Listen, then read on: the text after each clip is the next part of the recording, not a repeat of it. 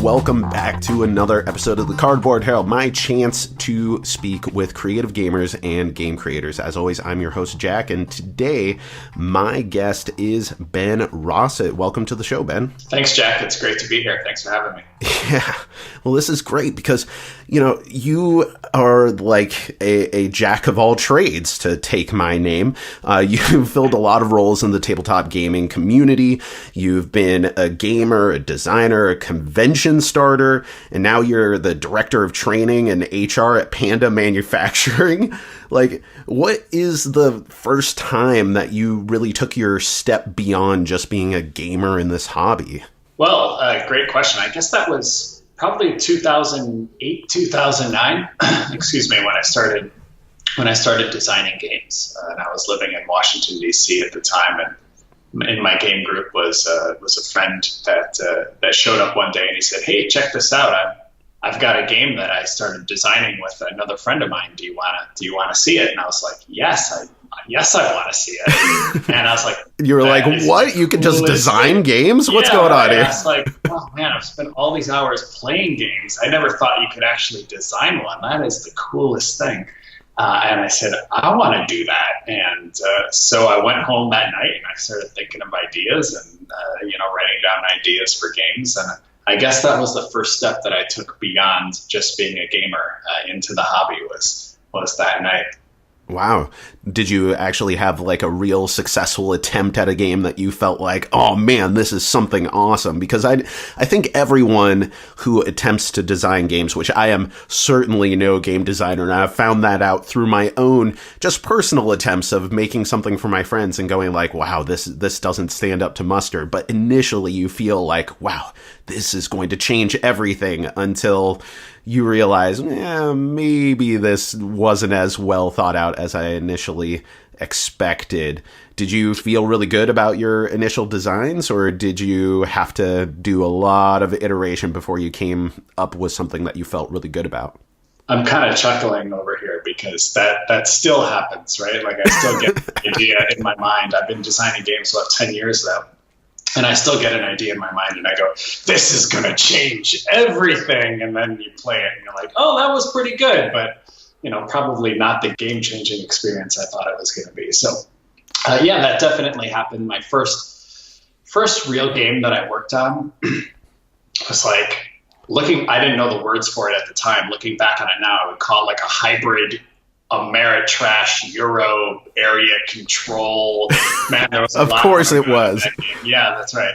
And I thought it was awesome. And I got up the nerve to email Z-Man about it because I knew that they were accepting submissions. This was, again, probably back in 2010, 2009, 2010. And, I told them about the game and I got a response. They're like, yeah, we're not interested in that. And I was like, what? What do you mean you're not interested in this? This is the most amazing thing ever. That game never ended up, making it, to being published or anything. But, it was a great experience and my first lesson in the iterative process of game design. That's really interesting because do you at this point actually consider yourself like a game designer with like a capital G, capital D? Like, you are up there with maybe some of the icons that you were looking up to. I mean, certainly you haven't published as many games as Reiner Knizia or anything, but you have a lot of really beloved games at this point, and you have many more that are coming out with a multitude of different publishers. Like, you're an in-demand game designer. Like, you are the real deal. Or do you still have a certain sense of like, well, I'm not like the big boys yet, I'm working towards it? Well, thank you. I appreciate the kind words there.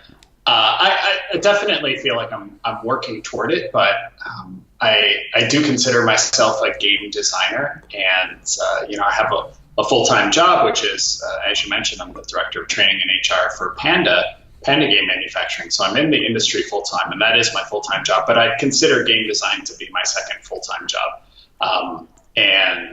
Certainly, Yeah, every game that you get published that a publisher signs and says, "Oh yeah, this is good," and gives you that validation, like, yes, this is something that should exist, and we want to publish it.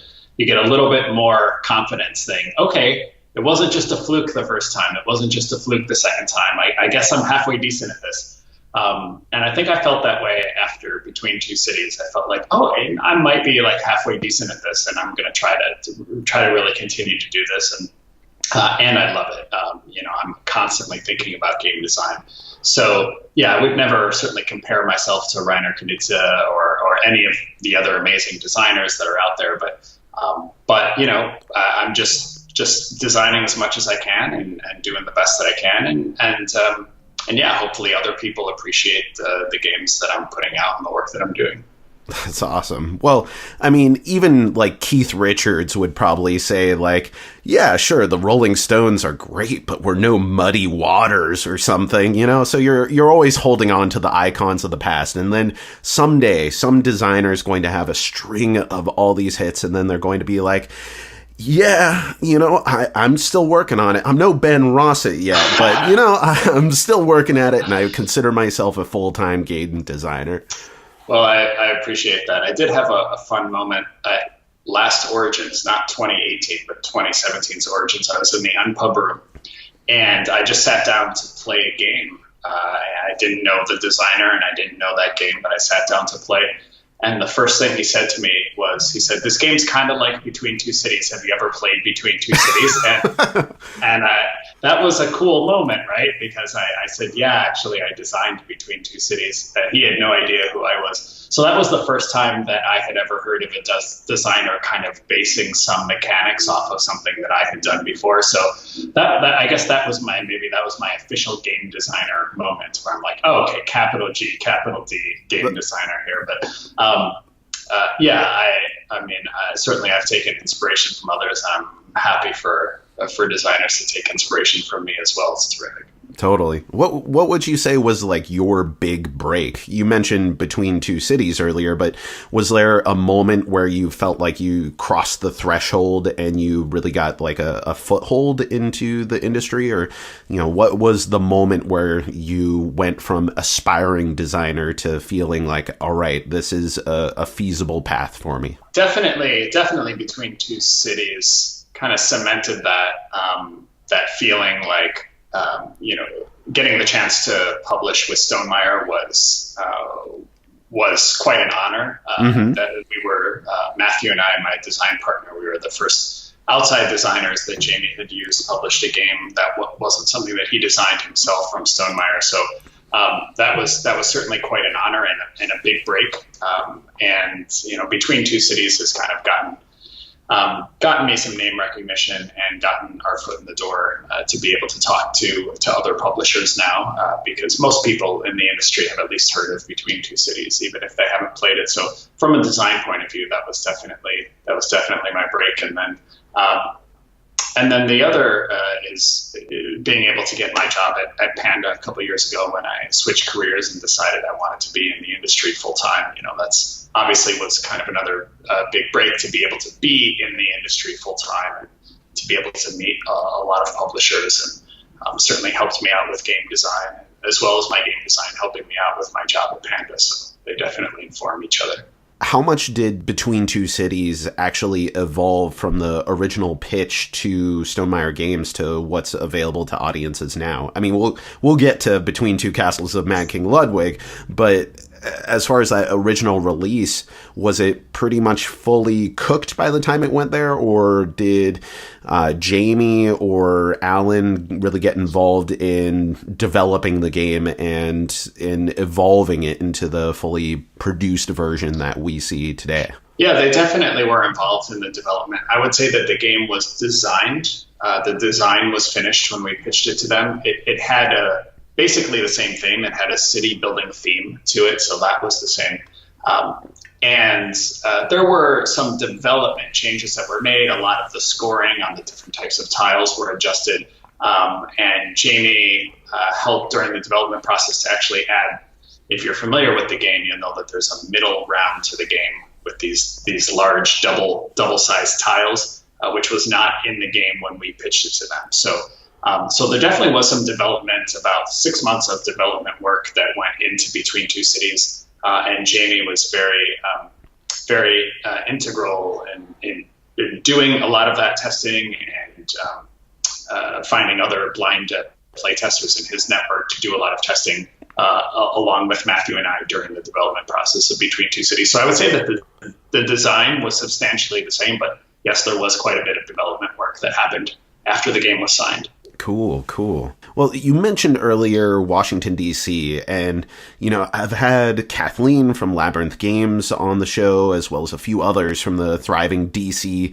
gaming scene. And tell me about the early days of WashingCon, because you were either the inspiration or one of the founders or the founder. I know that you were involved in that coming to life. So what's up with WashingCon? Well, WashingCon is a tabletop convention in Washington, D.C. It's on the Georgetown, or it has been on the Georgetown campus of Washington, D.C. We just had the 4th year of it in September. I was one of the 3 founders, along with Kathleen Donahue from Labyrinth Games, and definitely want to give a shout out. Thanks for mentioning them. Labyrinth Games and Puzzles in Washington, D.C. Terrific local friendly local game store. So Kathleen and myself and Matt Grasso, another friend in Washington, D.C., founded the convention. There really wasn't anything organized in Washington, D.C. in terms of organized, gameplay. And so we said, hey, there should be something. So let's make something. Let's make there be something. And so the first year of WashingCon was 2015, I believe. And that was, we rented out a church in Southwest Washington, D.C. We had about 220 people that we fit in the church. And it was great. It was a one-day event. It went really well. People loved it. And then for the next 2 years, so for the first 3 years, I was involved in running the convention along with Kathleen and Matt.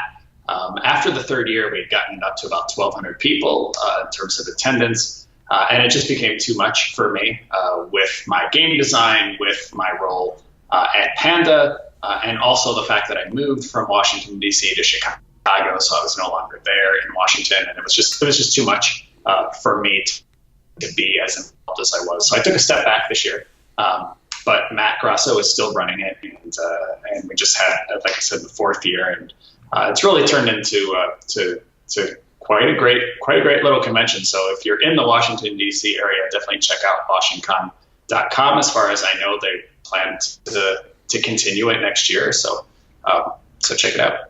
Well, it's actually a cool enough sounding convention, and the people involved have been so awesome to talk to through this podcast and through other board gaming media that even me in Juneau, Alaska, about as far away as you can be in the States, I want to go to WashingCon as like one of the convention hotspots that I want to make it to. Also, I have an interest in government. I work for my state government. I could probably tie something to that it would make it a little bit more beneficial than just going to a convention. So it makes sense to maybe take a peek at our DC convention scene there. So hopefully I'll make it someday. Yeah, absolutely. It was a lot of fun in the last couple of years. We had a bunch of game designers come out, and the convention is really based on the BGG or Geekway to the West type model. So it's pretty much all open gaming. We've got a huge game library and a big play to win section and a lot of open gaming. So that's really what the convention's all about. What's the hardest aspect of starting a regional convention? Oh man, it is a lot of work. It is a ton of work to start a board game convention. Just the hardest aspect, I think, is getting people to come. From that first year to the second year, we tried to grow from about 200 people to about 1,000 people because we rented a much bigger space, which we pretty much had to do in Washington, D.C. There's not a lot of like in between size kind of spaces to rent. We either had to stay small or go big, and just trying to figure out how to get 1,000 people to agree to pay, $35 or $40 for a weekend to come to a game convention was definitely the challenge. And then there's just so much that goes into it, talking with sponsors and publishers and getting your game library. And, as much work as you think it's going to be. It's like triple to run a board game convention. It is a ton of work. But I'd say like definitely the most stressful part was like, who's going to come to this thing? How are we going to get people to buy tickets and come to this thing so that we don't like literally lose our shirts and lose money putting this on? So that's definitely the hardest part, is just spreading the word, getting the word out there, getting people to know about it, and getting people to come. See, that's a big difference in, I guess, the area that you're at compared to here in Juneau, which, even though it's our capital city, it's an isolated city, and there are a few folks who have started Platypus Con as a gaming convention, which is a cool little convention here. It's in the middle of January, so it doesn't necessarily attract a lot of visitors from outside because that's going to be one of our coldest months, but because we don't have a lot of access to other things outside of Alaska or even outside of Juneau with any regularity. And I guess the demographics here in Juneau are primed for being interested in pop culture, interested in activities. There's lots of young professionals here who are working for state government, who are involved in the university here, that it's just assumed that people are going to come to the convention because they have access to something. People are just going to come because they're like, games, I played video games, let's figure out what board games are all about. So you already have like a whole population that's primed to come.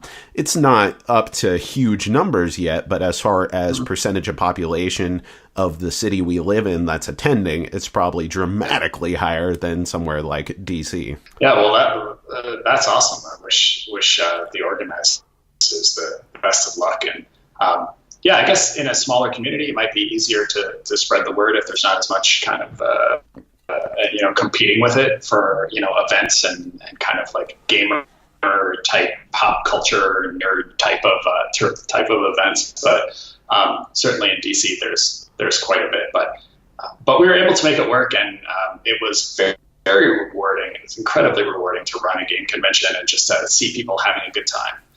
And that's what that's what I love about designing games as well, is just sharing that experience and seeing people have a good time with something that I created is what brings me a lot of joy. And so I was able to get that in Washington as well. Well, let's switch gears and talk about Panda. So how did you link up with the folks at Panda? And was this like a job that you specifically sought out? You knew you needed to work full time in the industry? Was it something that you had previously been doing HR or training or consulting work outside of the gaming industry and you knew those skills would transfer over? Like, what was the career change and trajectory and this path that you've been on for the last couple of years? So actually, I was living in Washington, D.C., as we talked about, and working for the federal government in Washington, D.C., and which I had been for about 10 years. And what were you doing? I was, most recently, I was at the Federal Reserve Board, although I was doing project management for website design for the Federal Reserve, working on their public website and internal websites. And it was fine. It was a job, but my heart really wasn't in it. It wasn't the thing that I felt like I was made to do. Totally. And as I started getting more and more into gaming and into game design, I just fell in love with the industry, fell in love with the people, and knew that I needed to make a change. I wasn't sure what that was. I was thinking about going back to school for a couple different things, but at the same time also looking at trying to get into the industry full time. And the people always said, especially back then 4 years ago, like, oh, there's no jobs in the tabletop industry. There's no full-time jobs. If you want a full-time job, you got to start a publishing company. But I said, well, I'm going to see if that's true. And so I put whatever network I had to use and kind of looked into what was available and what jobs might be available. And it was just good timing that I was like, I want to be in the industry. I want to find out what's available. And at that time, somebody turned me on to Panda and told me that they were hiring. And it was just a perfect fit for me, the right job at the right time. And I actually started out with Panda. If some of your listeners aren't familiar with Panda, we're a game manufacturer. So we have a plant in China, and we manufacture tabletop games, a lot of the games that are on your shelf. Yeah, like side. 3/4 of the games on your shelf, or at least a few years ago, it felt like 3/4 of the games on your shelf were manufactured by Panda. We have definitely been very busy and been growing along with the industry. Anyway, so the job was, I actually started as an account project manager there. And that's what I did for my first 3 years, as project management, working with publishers, a publisher that would come to Panda and say, okay, I have this game. I want to manufacture this game. I want to make 3,000 copies of it, right? Maybe they funded a Kickstarter, or maybe they're just going direct to publishing it. And I would work with them all the way through the manufacturing process, from the point at which they sign a contract to the point at which 3,000 copies of their game are ready, sitting on the docks and, ready to be shipped out. So I did that for about 3 years. And then just recently, my role changed, and I shifted into more of an internal role now as the director of training and HR at Panda. So I'm doing much less project management now, and more working with the company and trying to, we're a growing company. We're hiring a lot more people, and I'm, working on making sure that all goes smoothly. To talk about HR, I mean, what does it mean for Panda Manufacturing to be the director of training and HR? I mean, my wife works for governmental HR, and I have a pretty good idea of what she does, but how does that look any different in the board gaming industry? Are you still the guy who's in charge of hiring, training, firing, making sure that you have all the people, justifying positions? What's your day-to-day? Yeah, good question. So we are a small but growing company. We've got about 32 employees, and what we call our Panda West team, which is like our North American and Western Europe team.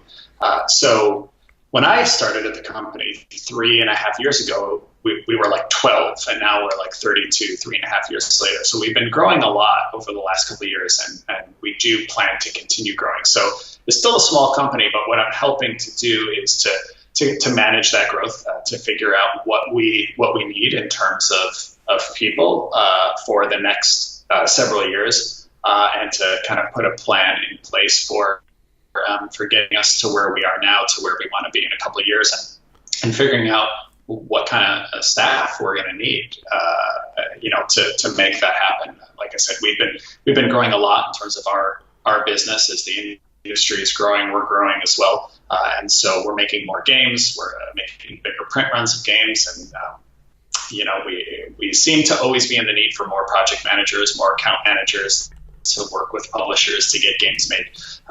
So it tends to be about once a year we do a major hiring round, and like I said, we're going to start that about the end of this month or early next month.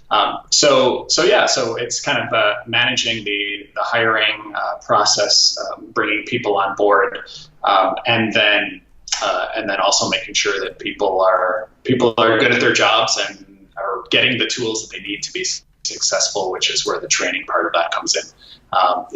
Making sure that everybody that works at the company is supported the best way that they can be. See, that's some good leadership talk right there. I've been a supervisor and a leader for so long. Like, it sucks to just be managed by someone, right? And it's just refreshing always to hear that, people are invested in making sure that employees of a company have the tools that they need in order to be successful. It's about empowering the right people, and to a degree, you have all your coaching, and you have, of course, instances in which discipline is going to be necessary, and also making sure that people have the minimum requirements in order to do their job. But I love hearing these things, whether it's talking about board games, or it's talking about working for government, or it's any other sort of workplace. It's always refreshing to hear people involved in leadership positions talk about, empowering employees the best they can in order to do what they are hired to do. And that's something that personally, I've strived for years to figure out how the best way of doing that within the confines, the red tape of a governmental structure. And right. It's refreshing to hear. Right. Yeah. This is my first, kind of official job in HR and training. I've been doing stuff like this my entire professional life. I love coaching. I love teaching. I love training. So this is kind of a natural transition into this position. But it makes me very happy to put people into a position to succeed. And at Panda, we believe very strongly in a term that we use called job crafting, actually. We're still a pretty small company, like I said, about 30, 32 people. So everybody at the company has the opportunity to wear different hats. And not only that, but the opportunity to lead different initiatives, to start new projects, new initiatives within the company, to do things that we haven't been doing before. And we really want to hire people that are interested in not only their own career, but making Panda a better place to work, making Panda a better company, and ultimately giving us the tools that we need to do what we do best, which is make games and delight our customers and publishers, and really contribute to the industry and step up the industry's game. Is what we want to be doing at Panda.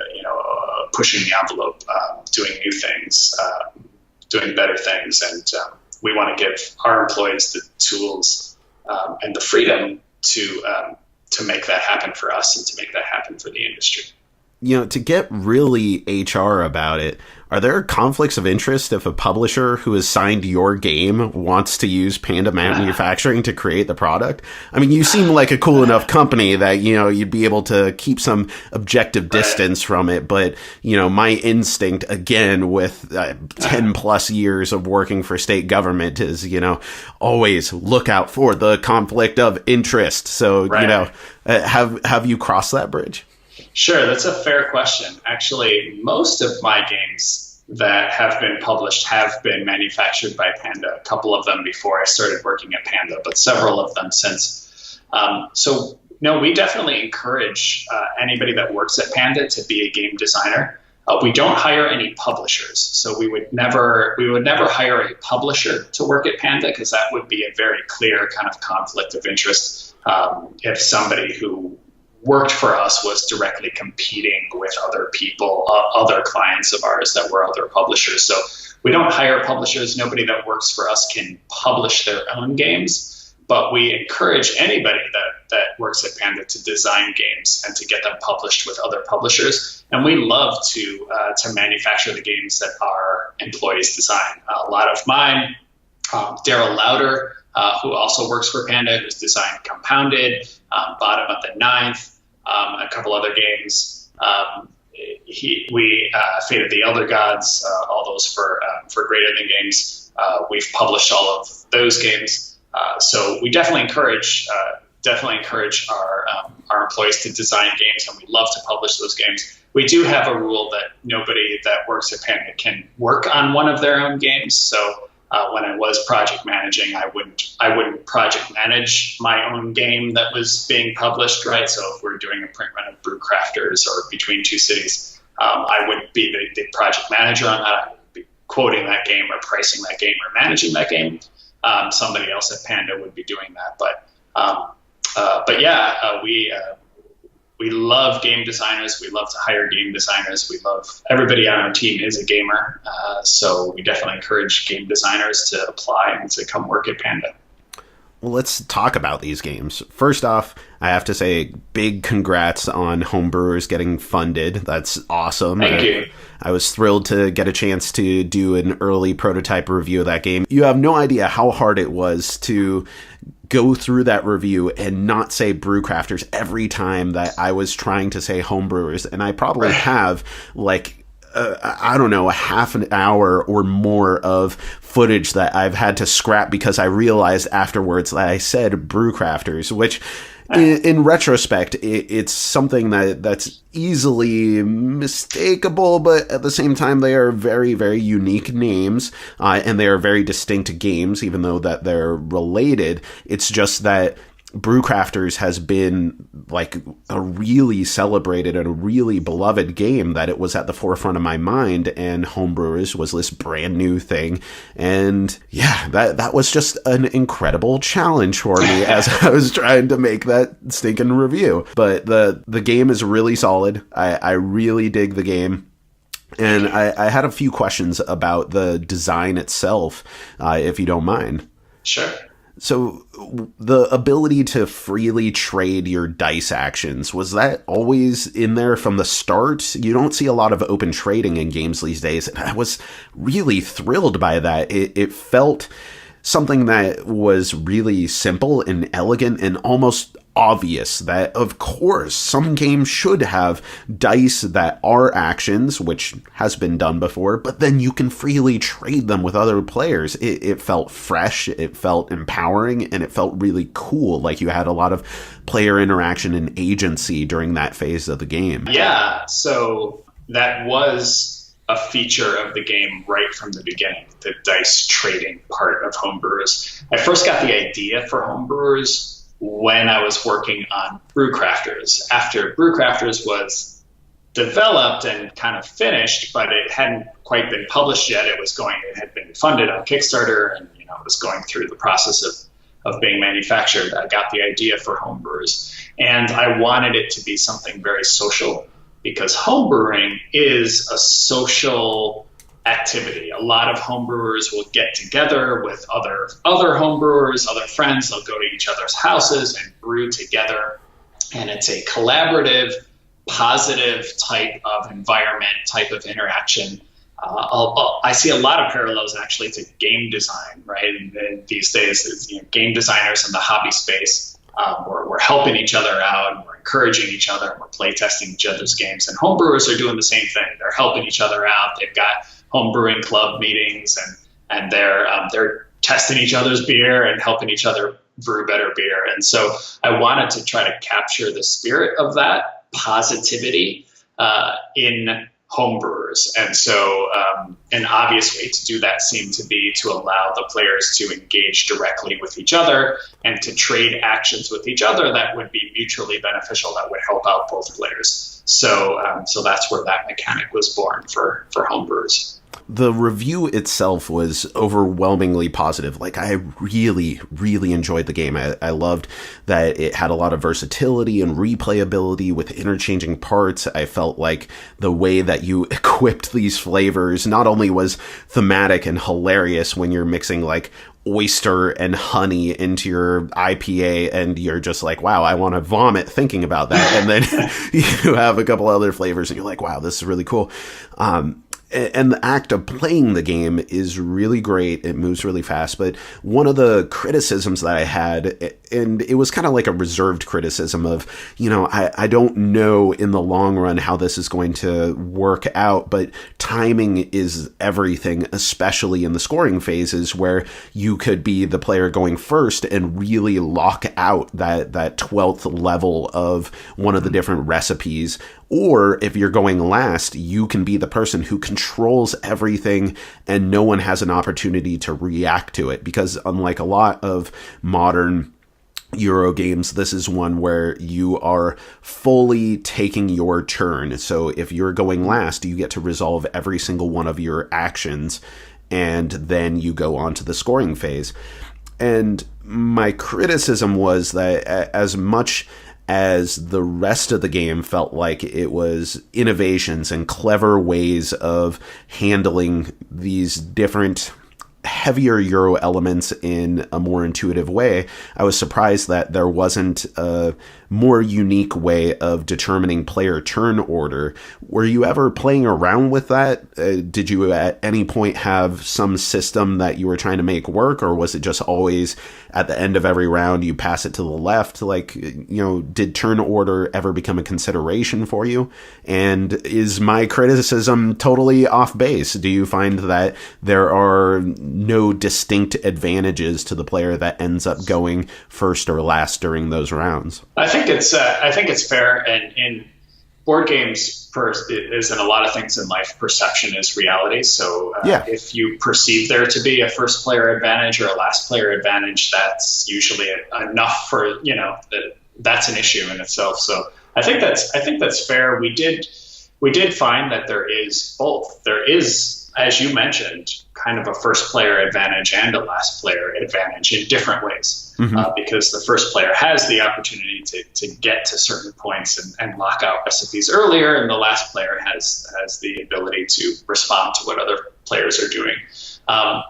So we did collect data during playtests to see kind of who was winning the games in the player order, and there did not seem to be any statistically significant deviations of, the player 1 is winning 75% of the time, or player 4 is winning 75% of the time. It seemed to be very balanced. So we felt comfortable that any first player and last player advantages were kind of canceling each other out. And just decided to go with that kind of play to the left. Personally, I also, I'm not a big fan in games of play order that is not just play to the left, because it's just always confusing, right? When you've got 4 people sitting around the table and you're jumping around in the turn order and it's not going to the left, nobody knows whose turn it is, and people are sitting there for 2 minutes staring at the board, not realizing it's their turn. Right. Because it wasn't the player to their right just went, so they don't think it's their turn because they're expecting it to go around the table. So I've just seen so much of that in games that are not play to the left that I think if you are going to put in a mechanic of changing the turn order each round so that it's not going to be played to the left, there needs to be a really good reason to do that. And again, through the playtesting that we didn't find that there seemed to be a first or last player advantage overall. So we didn't see a good reason to break that mental model of play to the left, which is what people are expecting to happen, and to switch it up. Totally. And like I said, everything in the game really feels intuitive, even if it's something that's new. And I think if you broke away from that, it wouldn't feel as intuitive. And that's why you're the game designer and not me, is you have to really analyze, do I want to make the sacrifice of the elegance of just play to the left in order to have more direct control? And would that kind of feel out of place when all the rest of the game is more modeled towards a different level of interaction? I mean, it totally makes sense, but it's always interesting thinking about the different decisions that go into a game. One of the other things that I specifically honed into while playing the game, and I wanted to hear from you, is it doesn't feel necessarily like you are generating resources in the game. It felt like you are instead managing characters by way of your flavors. I think I even described it in the review as you're equipping these recipes onto the different flavors, or you're equipping the, I'm getting that backwards. You're equipping the flavors onto the recipes, almost like they're adventurers themselves. Did that ever come into your mind? Because to me, that was the first thing. As soon as I played it, I was like, oh, this bacon flavor, this is like my sword that I'm putting onto my stout. Well, that's awesome. I appreciate it. I'm so glad that you got into the theme and brought some story into it. That's fantastic. I don't think I ever looked at them as like swords or, like D&D kind of characters or equipment or anything like that. But certainly the flavor cards, I think, are well named. I hope that they bring some flavor to the game, bring some fun to the game. And like you said, it's kind of fun in Home Brewers to sometimes you make a beer that sounds delicious. You're like, oh yeah, like my chocolate coffee stout or something. You're like, oh, that sounds pretty good, or chocolate oatmeal stout or something. You're like, oh man, I would really want to drink that. And then sometimes you end up making beers like your oyster honey grapefruit IPA. That's disgusting. I would never drink that. I can't believe you're making that beer. And it brings a lot of flavor and fun to the game, and people get to make fun of other people's beers. A lot of the ways in Castles of Mad King Ludwig, the original Castles by Bezier Games, how you get to make fun of other people's castles. Yeah, like, yeah, oh my totally. God, you put a powder room next to the, whatever. That's ridiculous. How could you do that? And you kind of get to do the same thing in Home Brewers, making fun of the beers that people are brewing. But hopefully, it does bring some fun and some flavor and some story to the game. You know that someone has made that oyster grapefruit IPA and sold it for like $20 a bottle as like the most premium opulent beer that's ever existed. You know it's happened. Yeah, or there's so much innovation going on in beer right now, like in real life, like real beer. If it hasn't happened yet, I'm sure that it will happen soon. Yeah. And that's interesting that you're linking it to the Castles of Mad King Ludwig, because I totally get that now in retrospect, like the delight of telling the story of your castle after you're done. And the same thing is true in Home Brewers. I never felt like, these were actual adventures, but it was as though you were playing a game where you were imbuing these artifacts, these beer recipes with all these different flavors. And it's very different than what you may initially expect going into it, because I think we've been trained by this industry to think that if there is a game that is about manufacturing something that we're used to in the real world, we get some sort of idea of, okay, resource conversion, and you're probably going to get some stuff to make some stuff, and then you do some stuff. And that's not how this is at all. It's about developing the experience with these individual recipes and buffing them with these different things that are going to trigger every time that you brew, and the way that you make these little innovations of the ingredients just being one solid token representing you've done all that. This isn't terraforming Mars. You're not going to need like 6 different resources. This is one singular resource. It's not about the individual resource conversion. It's about the act of making your beer and your experience of crafting that beer all that much better. And I think that makes for a really, really thematic game, and bringing you into a world that I've never crafted beer before, but I can totally get into the vibe that this game presents in a way that a lot of games don't necessarily kind of let you into a world. So I think it's been really successful. I'm glad that it's getting made. I think that is going to be a really cool game once that gets manufactured. Yeah, you said it perfectly. Your higher grade of the game should have you go tour the country giving explanations and demos of Home Brewers, because you did a fantastic job right there. So yeah, thank you for that. And I hope that people, hope that others have the same experience with it that you did. So I'm so thrilled that you enjoyed it. So the other big game that you have right now, because you're like hot designer Ben Rosset, who's, making all these cool games, you got Between Two Castles of Mad King Ludwig. How'd that come about? Like, I know Jamie Stegmaier is a huge fan of Castles of Mad King Ludwig. He's cited it many times as one of his favorite games, if not his absolute favorite game. I mean, he's a little off base because Suburbia is the superior game, in my opinion, but I do really like the theme of Castles of Mad King Ludwig, which is what I'm so excited about in trying to get my hands on a copy of this game. So, like, how did this game come about? Did you guys present it to Stonemaier? Did Jamie say, hey, you know what, this would work out? Why don't you guys take a crack at this? What's the story? Yeah, we presented it to Stonemaier. After Between Two Cities was published, we were talking to Jamie about other Between Two games, about expanding that using that same kind of partnership mechanic with other games and other themes. And we had like a half dozen ideas, and one of them was castles. And it wasn't Castles of Mad King Ludwig yet. It was just like Between Two Castles, right? Like, it'd be fun to build a castle.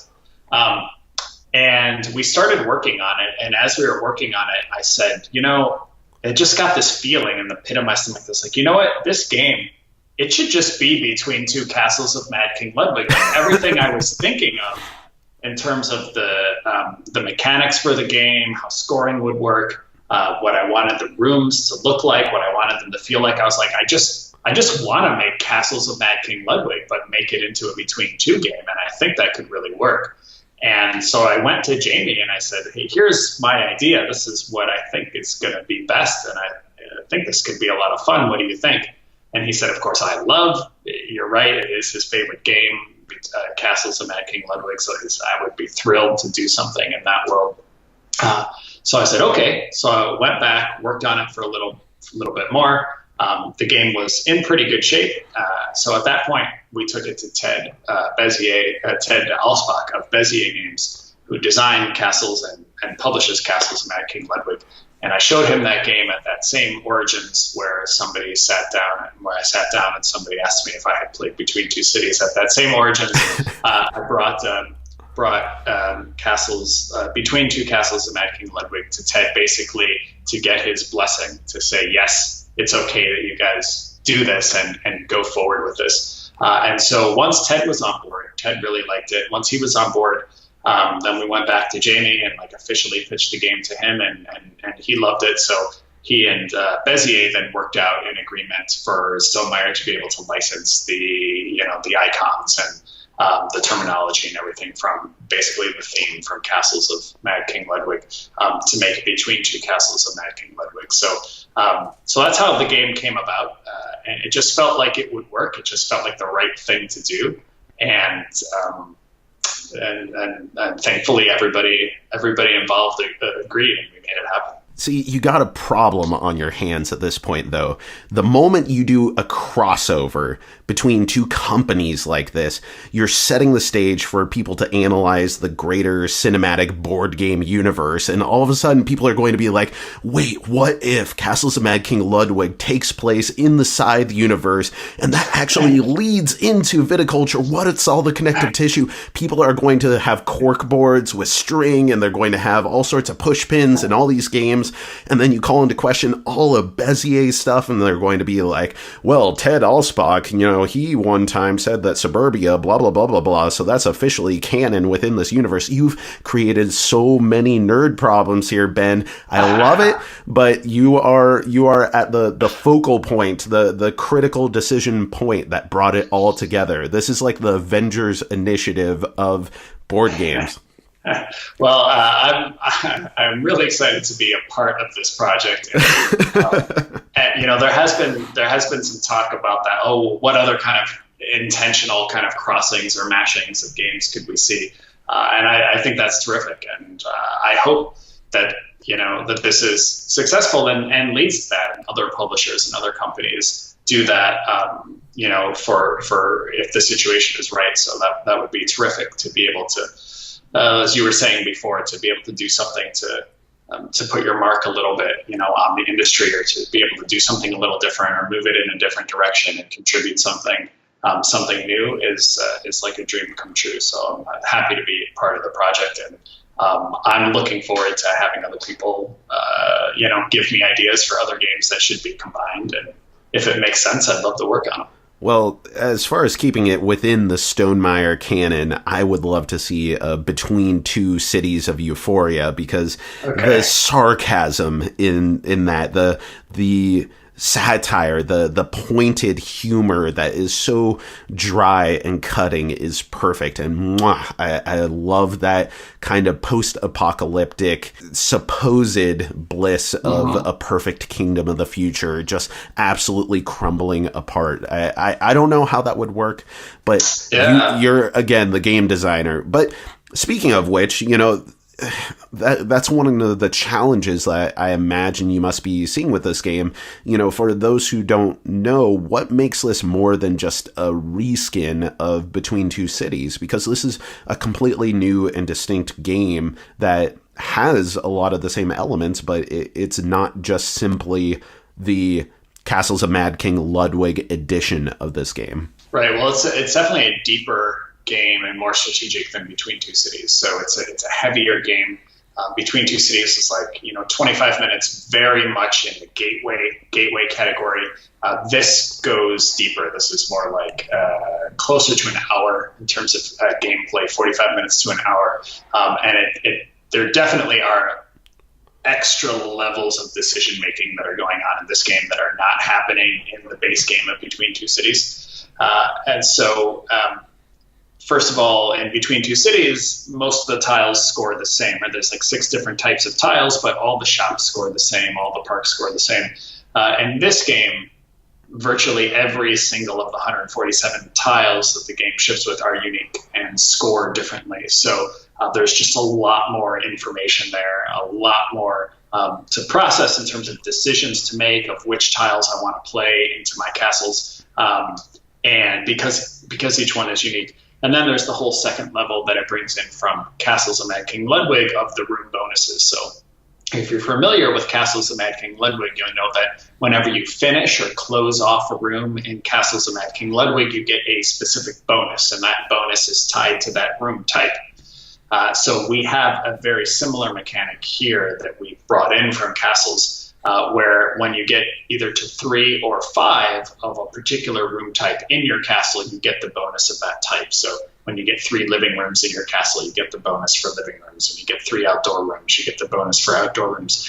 And so there's that whole second level of which are the right bonuses for my castle, what are the things that will help my castle more than certain other bonuses based on how my castle is developing, right? Am I going for a high castle and I need towers, or am I going for more of a broad castle and I need some grand foyers, or what types of bonuses do I need based on? And that leads you to figure out what types of tiles you want to play, but all the tiles score differently, so you have to play the right ones that work off of other tiles. And so it's definitely more depth to the game than Between Two Cities. So if you felt like Between Two Cities was nice, but it was a little light for you in your game group, then I would say check out Between Two Castles of Mad King Ludwig, because it definitely adds some meat and depth that the core game of Between Two Cities doesn't have.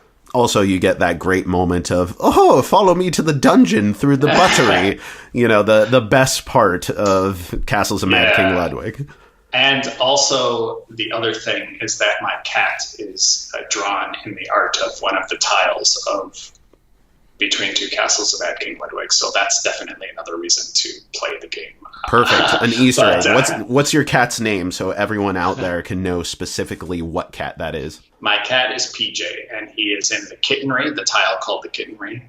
And he is almost all white. So if you see an almost all white cat in the kittenry, that is my cat PJ.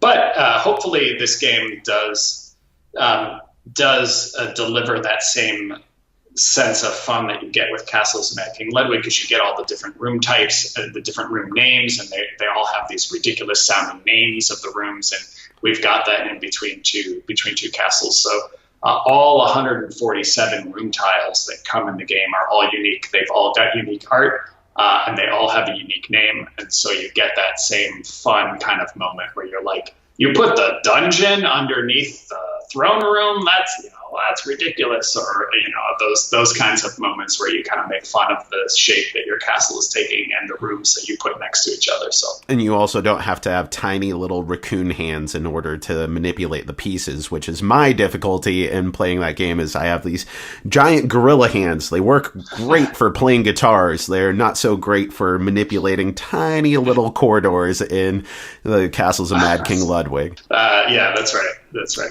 All the tiles will be big enough for any hand type to use.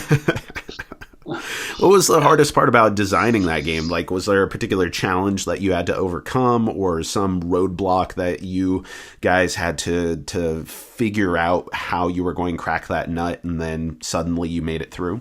Once we decided to use the Castles of Mad King Ludwig theme and scoring, and to kind of bring that world in, the game came together pretty quickly after that, from that point. And this is something that I found as a designer, that adding constraints to your design is really helpful. Mm-hmm. So to say, okay, well, I'm going to take Between Two Cities, and I'm going to take Castles of Mad King Ludwig, and I'm going to put them together, and what would that look like?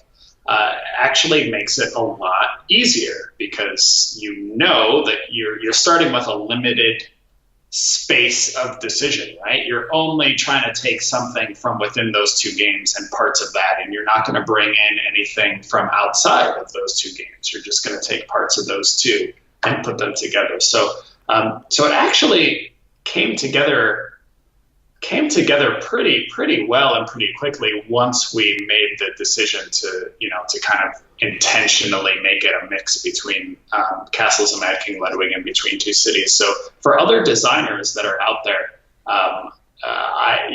that are getting into designing games, I would definitely encourage you to give yourself some constraints in your design, because I think that it's really helpful.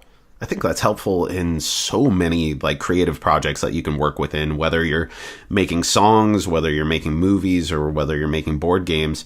I mean, absolute freedom and throwing spaghetti at the wall can be helpful for brainstorming, but once you're actually trying to work on something, parameters give you enough space to really hone in on the things that are like critical points that are going to, make this thing, whatever it is that you're working on, have value and have distinction. And you can play with the parameters from there. But yeah, totally. I absolutely get that. And again, as I was saying earlier, when I was first attempting any sort of design work, I was doing the spaghetti at a wall thing, and somehow all the spaghetti from all the walls made it into a game. And that's the moment where I went, maybe game design isn't my thing. Maybe podcasting, that's a way to go.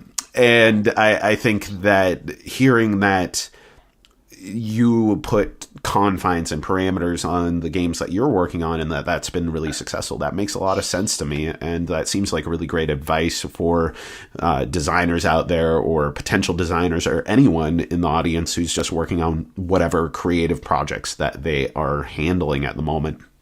And I could talk to you about that kind of stuff all day. Like, it's so great that you're so willing to talk about all these different things, and you have so many perspectives that you can speak from within the industry. But I do want to give just a little bit of time to just whatever projects that you're working on, because I know you have a couple of exciting games that are coming out in the next year or two that are with different publishers. You have something with Cool Mini or Not, or I guess just CMON at this point.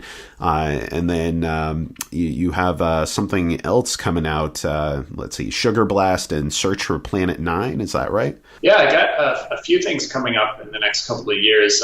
Some of which I can talk about. I'm happy to do that. The first one is Sugar Blast, which is with Cool Mini or Not, or CMON. That will be out in March or April of 2019. So it is a 2 to 4 player competitive match 3 game. So if you think about the match 3 kind of mechanic of Candy Crush, if you're familiar with the app, it's kind of a competitive version of that, 2 to 4 player competitive version of that. And so we did start designing it kind of from that point, but it's definitely not like a kid's game. It's a family game, but it's also there's some meat there and some interesting decisions for gamers. And so if you can imagine Candy Crush, and then imagine what it would be if I was playing in a 4-player competitive game of this, that's what Sugar Blast is all about. So if you're gonna be at Essen Spiel a couple weeks from now, CMON will have a copy of it at their booth for demo. And should be available in the spring. So we're really excited about that one. It's definitely a lighter game, probably on par maybe with Between Two Cities in terms of like the lightness, like the decision making that's happening there. Definitely like themed for families, and so yeah, that's Sugar Blast that we're really excited about. And then probably in either late 2019 or in 2020 will be the Search for Planet 9 from Foxtrot Games, which is a pure logic deduction game that we're really excited about. And if you think of logic deduction, if you've played games like Alchemist, for instance, that has the app where you're trying to kind of solve a puzzle, or if you've even just done Sudoku puzzles and you're a fan of those, kind of figuring that out, that type of logic deduction is what the Search for Planet 9 is. And the game is exactly what it sounds like. It's about you leading a team of astronomers looking for a new planet in our solar system. I just brought it down to the Stonemaier Design Day a couple of weeks ago, and it was very successful. Actually, if you'll permit me to toot my own horn for a second, it was the highest rated game there at the Stonemaier Design Day, so it got really good feedback, and we are really excited about this, and Foxtrot's doing an amazing job developing it. There's going to be an app for it. There's going to be a free app to download, which randomizes the logic puzzle for you every time you play, so that you don't need a GM. You can play an unlimited number of games of it, and that should be again from Foxtrot probably in early 2020. Well, that sounds awesome, man. And it's so exciting to see from your entry point back in 2008, 2009, that you've been able to undertake all these different roles and that you've had so much involvement in the community and the hobby, and you're so willing and enthusiastic about sharing it. So I really appreciate you coming on the show. Everyone in the audience, I'm telling you, you got to check out Home Brewers, not brew crafters. Don't make the terminology mistake there. Well, also check out brew check crafters. That one out too. Yeah, exactly. That's a very cool game. But as far as the cool new hotness, I think that you are going to be really excited by Home Brewers, and that's coming out by Greater Than Games. And then you also have Between Two Castles of Mad King Ludwig by Stonemaier Games. So those are both very cool co-designs by Ben Rosset. So thank you so much for coming on the show, Ben. I really appreciate it. Hey, thanks for having me, Jack. It was great to chat with you. And again, thanks for all your support of Home Brewers. Really appreciate it. Yeah, no problem, man. Can't wait to chat again when we're talking about apps and Sugar Blast and all the kinds of cool stuff that you've gotten up to a year from now. Absolutely. Just let me know. I'd love to come back on and chat with you again. Thank you for listening to the Cardboard Herald. As always, everything we do is ad-free and audience-supported. If you'd like to help keep it that way, find the Patreon link at the top of our webpage, cardboardherald.com. We have several levels of support with various rewards. If you enjoyed the show, we do a whole bunch of other stuff, including reviews, interviews, and recommendations across writing, podcasts, and video. You can find that on our YouTube channel or by visiting any of our social media or our website. So with that out of the way, thank you again for listening to the Cardboard Herald.